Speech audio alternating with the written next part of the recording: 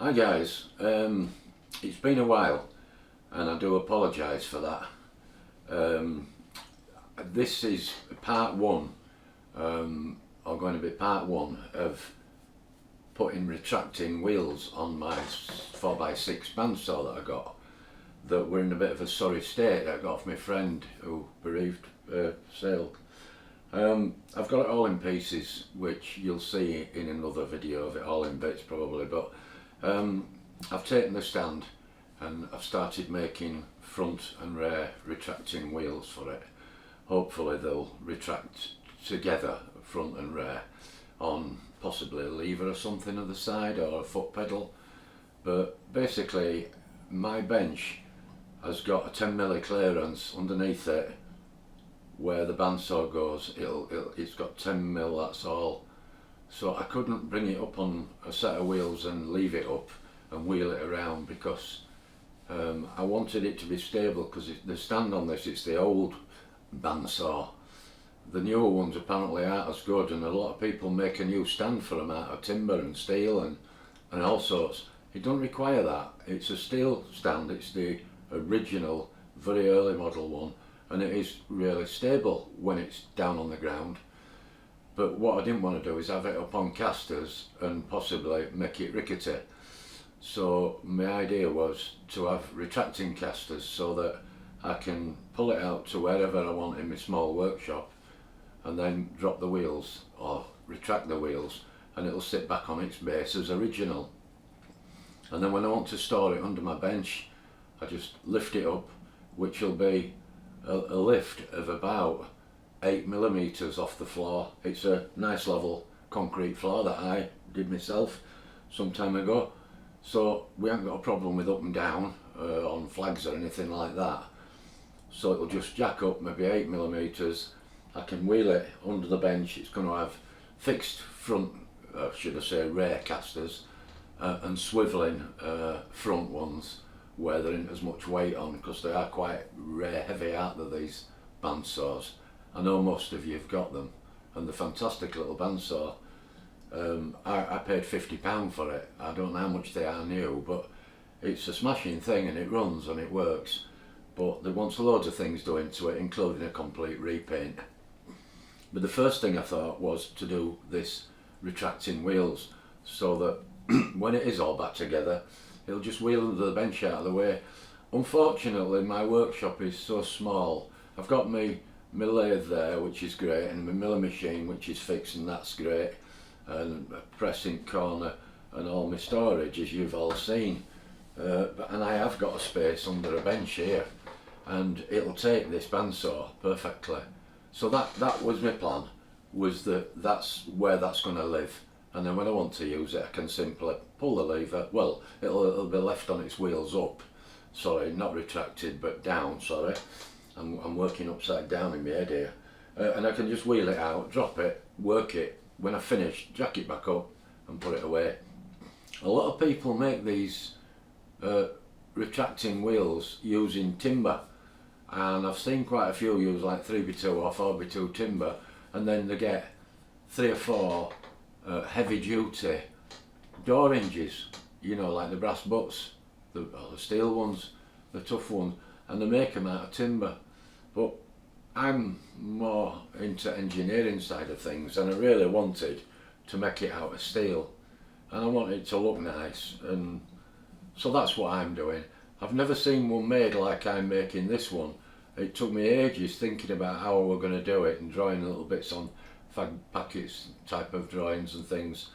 Nothing elaborate, but I came up with an idea, I thought, and I'm sure there's far better ideas, because mine aren't always the best, but for me, I think it's going to work, and if it does and it works how I think it will, I'll be quite happy with it. But within what I'm doing, there'll be a complete repaint of the cabinet and the bandsaw. The bandsaw is in like battleship grey, same as the lathe. Now I have got a tin of grey that I've bought to paint that with when I've cleaned it all up. But the stand were like a mucky green colour, I don't know why. Maybe it came like that originally, but green and grey, I don't know. But I've got all my tool chests, well, most of them, apart from that one, which I haven't touched, although it is grey, but that's blue. I've got grey and red, and the Clark's ones are grey and red, and my cupboards are grey and red, so that's where I'm going, grey and red. I'm going to do all the cabinet in red, which I've already done a rattle can finish, a primer on it, give it a good clean and primed it. I was going to get the spray gun out and make a dapper job, but there was no point. So I've got some tins of spray. The colour I've got is just that red. I've got a couple of tins of that. It's bright enough red, pretty much. A bit brighter maybe, and then similar to the Clark's. Right guys, I'll finish that introduction there, and I'm sorry, a bit of a chit chat here as well, and I know a lot of you don't like it, but some of you do. The reason why I haven't posted for a while, nothing to do with my health, is we've been away on holiday quite some time ago, and I did some drone footage which is on YouTube. A few people have liked it, I guess some don't. It's not the cup of tea. If you're into engineering, you might be not into that. But on top of that, I've got a Vauxhall Vivaro van. Now it's the Viterbo 2016, but when I bought that, it were bling, and I bought it specifically because it were bling. It was what you call a day van, so you could go camping in it. It's fully carpeted out, sides, back, front, everything inside the main luggage area, storage area is lined out in carpet. It's ply lined and then it's all been carpeted, and it's got fancy suspension on it. It's got the lovely big alley wheels on it, the 18 side bars, fancy Android radio, front and rear cameras. And my idea when I bought it, because it had only done 25,000 miles, I was 2 years old when I bought it, but my idea was to build a camper van. I've done a few campers, as in write-offs that I've repaired and resold, but I noticed with them, one of them I delivered it to a customer that I sold it to, and it was a lovely camper and everybody loved it. Inside it were like brand new, but when I drove it I realised they're a flaming big thing, is camper vans, and I wasn't confident driving it. It was just massive. So I thought, yeah, I built a nice little Vivaro one. I know it's on a low roof, so you're going to be crouched down as such, but that's what my heart was set on. So I bought it, and that was over 3 years ago, and I've done not a damn thing with it. It's a lovely van, it's like brand new. I've done 15,000 miles in it because I don't go far, and I've got my motorbike and another car as well, and our lassie's got a car, so quite often we use that. So the van's hardly had any use, and it's just like brand new, and it drives like brand new. So I'm going to sell it. The only time it gets used is when people sort of ring you up and say, what are you doing this Saturday? Any chance of moving, mate? I'm moving house.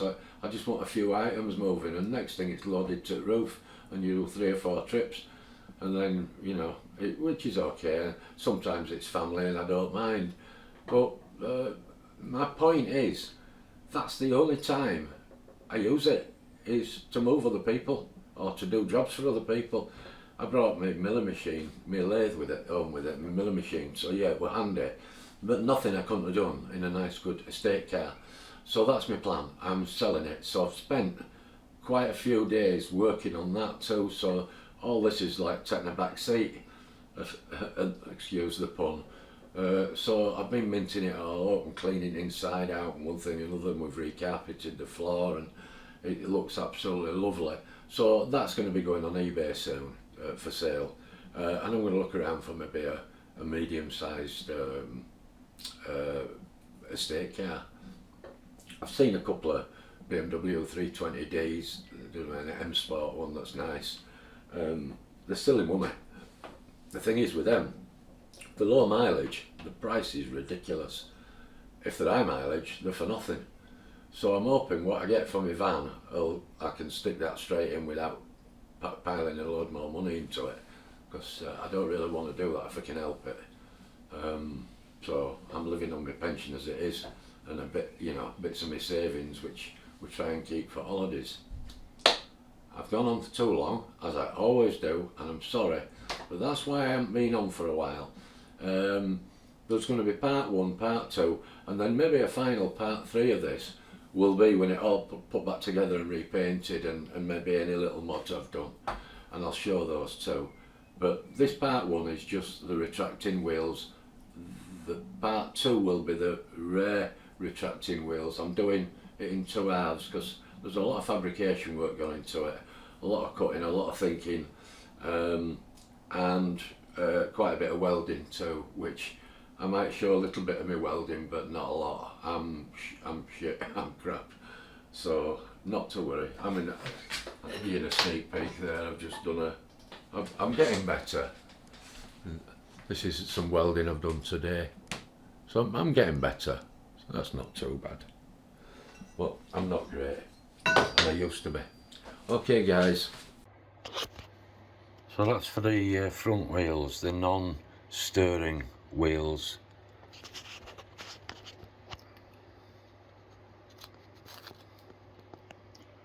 Cut part of the way through there. Bend them down. That's 25mm distance. Thickness of the wheels 25mm to the hub in the middle.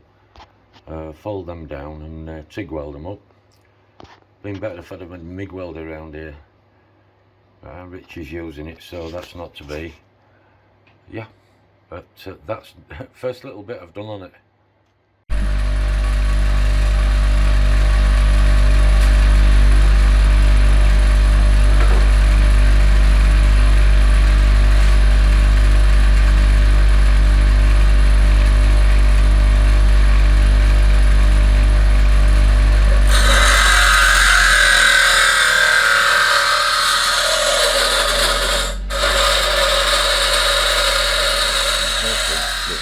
Then the molds will line up, because it's either bend and weld, both of them, and then drill through, which is probably the most accurate way, with some sort of packing in between, or to just drill these as a pair.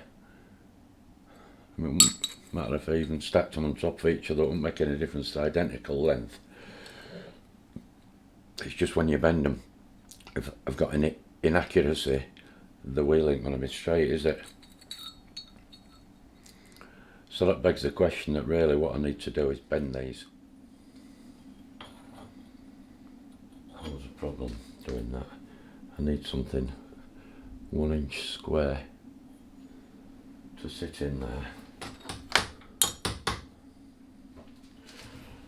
I'll get it partly bent. If you need a bigger hammer.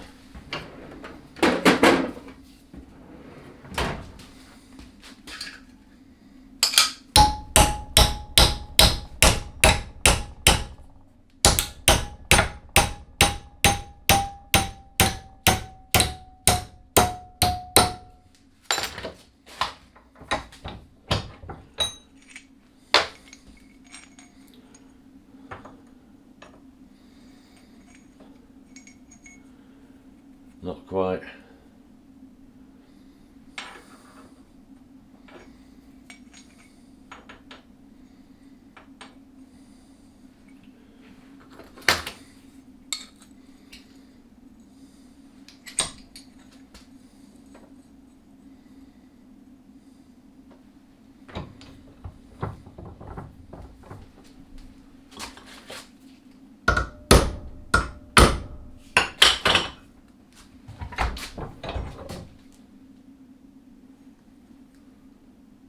Yep, got it.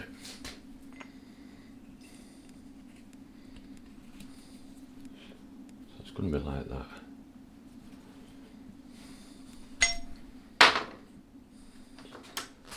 Let's do the next one. Okay, so the first bits are made. They just want drilling through now. As said about, could be a problem, so drill through. The wheel doesn't fit, it's tight, but once I've welded that and that, the wheel fit. If not, I'll have to just dress them back, but I'm sure they will. That one's the same, tight. When I say tight, we're looking at maybe 10, 15 thou at most. As you can see, there's hardly out in it. Just those little bosses on the side of the wheels. Quite tough, hard wheels. They weren't expensive, I think they were £2 something each. And they came like that. Now, the front wheels don't need to swivel, but the back ones do. So I'm going to use the back ones with the complete unit. Just hope these side cheeks are strong enough. As you'll see when the project's done, it's not about working with the wheels down. These are going to retract and it'll go back on its stand how it was intended to. These are just to move it no more than about a metre from where it is. So it's going to move from sort of here in the workshop where I'll be cutting, or over near the doorway, and put back under the bench, which will be there. So all I need to do is have it on casters to get to there. It can stay there then, it doesn't need dropping back down, it can stay there. Whether it's going to work or not, I mean, it should do, because I've done a massive 3D AutoCAD drawing, which I'll show you on a fag packet. That's my idea. You could even see it, or even make headway of what that's all about. I did various drawings. As you can see, I'm really good at drawing.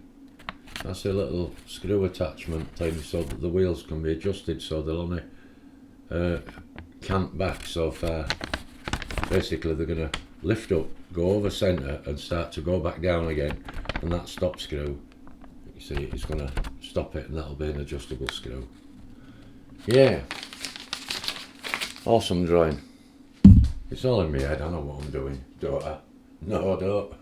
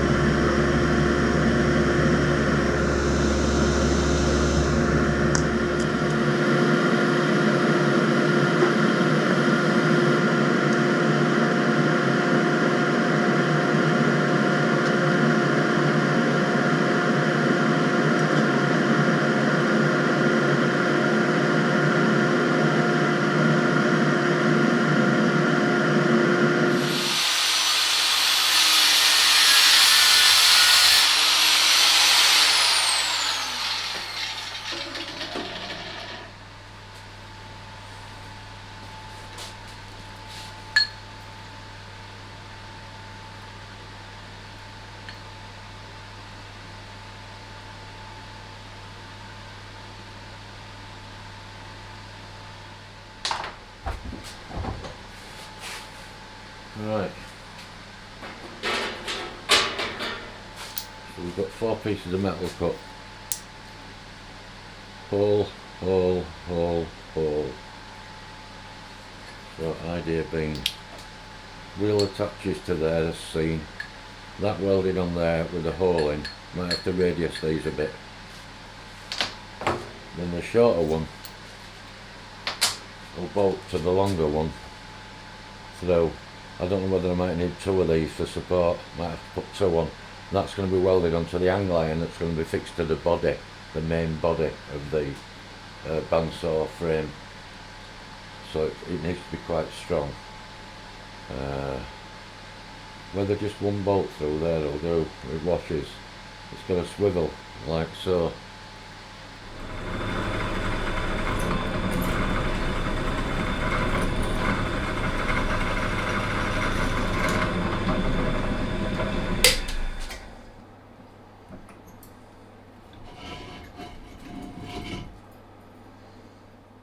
holes drilled.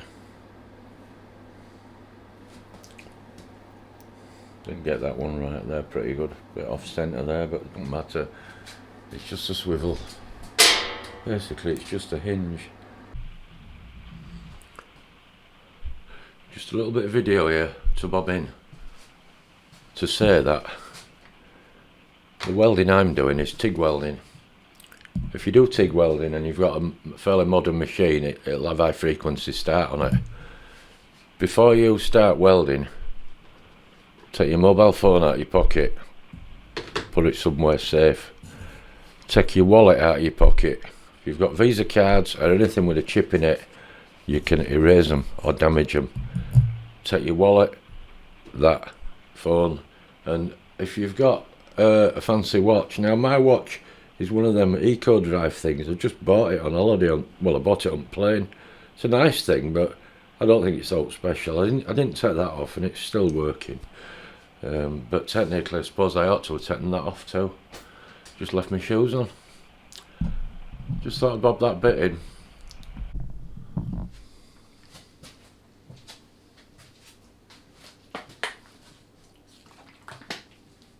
Right, it's loosely clamped in position. It needs drilling and fixing.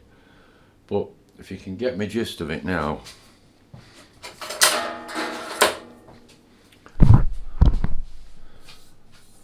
So that's the base. And I've got roughly 5mm there, maybe just a bit more.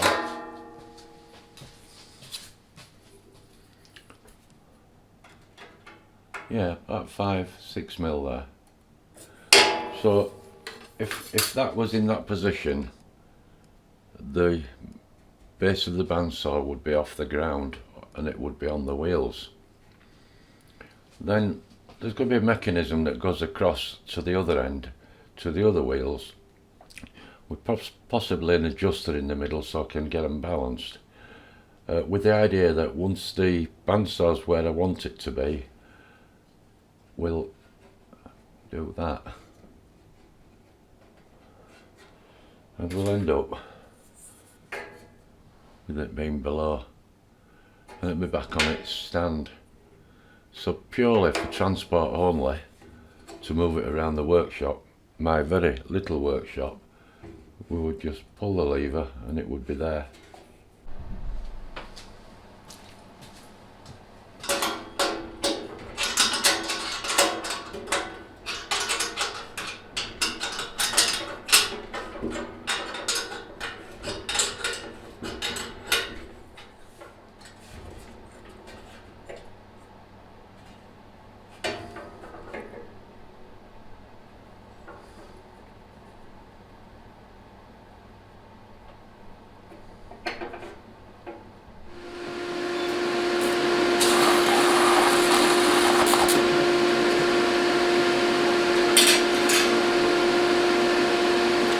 You know what they say, don't you? If you're going to do some welding, you ought to turn the gas on. Idiot.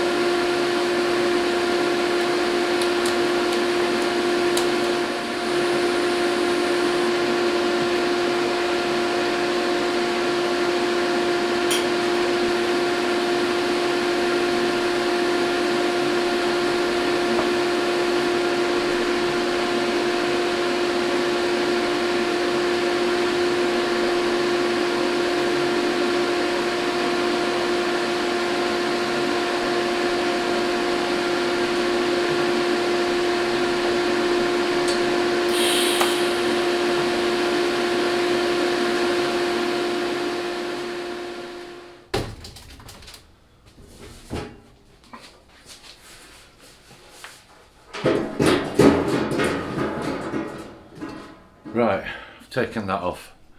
Now can you see the angle? Now that's at an angle, and that one for those side cheeks. So I'm going to try and get a weld on that inside. I might get a bit on that outside and along there. So next job I'm going to weld that, and then apart from a stop, an adjustable stop, that piece is complete. And I'm going to start with the swivel caster side, which will be definitely another episode, because there's no way all this video footage is going to go in one episode, and I've taken loads of photos as well. Okay, just hope it's of some interest to anybody that's got a bandsaw that just don't want to do it in wood. I've give this one coat of rattle can primer. I was going to get paint gun out, compressor fired up and everything, but for what it is, rattle cans will do it.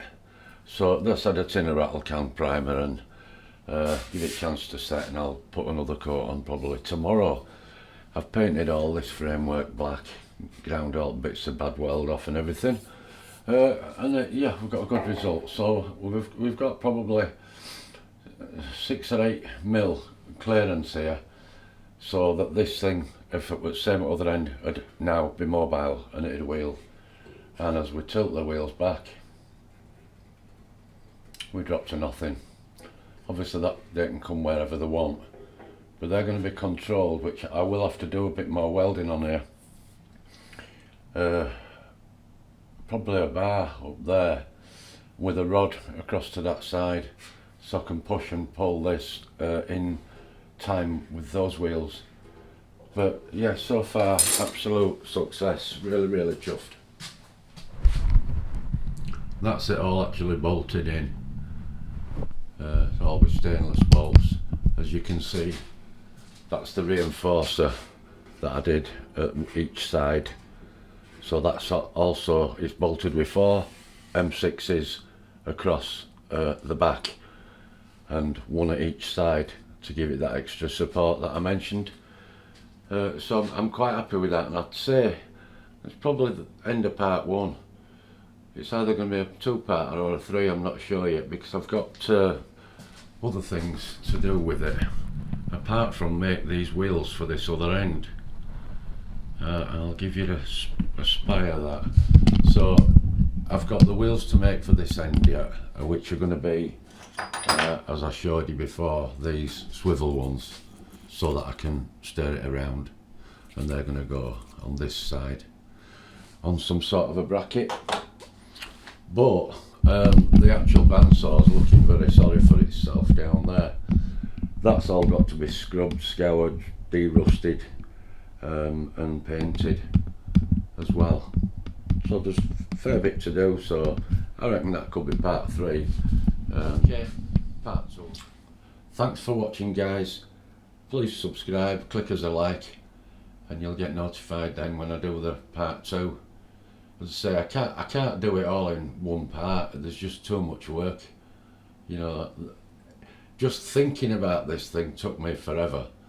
I know it's simple, and a lot of you will go, well, there's no to it, and there isn't. But thinking it up took me forever. I sat with a pencil on paper outside at computer night after night messing about, trying to work out how I wanted to do it.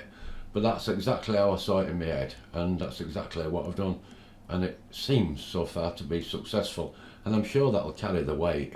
Those wheels are solid. They're made with some sort of a very hard plastic, but they're solid. They've got a little steel shuttle down the centre of them, M6 up there, 6mm, which is what those bolts are on, and those bolts are sleeved bolts, stainless. I don't think there'll be a problem. On 4, that's going to be like a quarter of the weight of each bit of it, isn't it? Okay guys, thanks for watching, and I hope you look forward to part 2.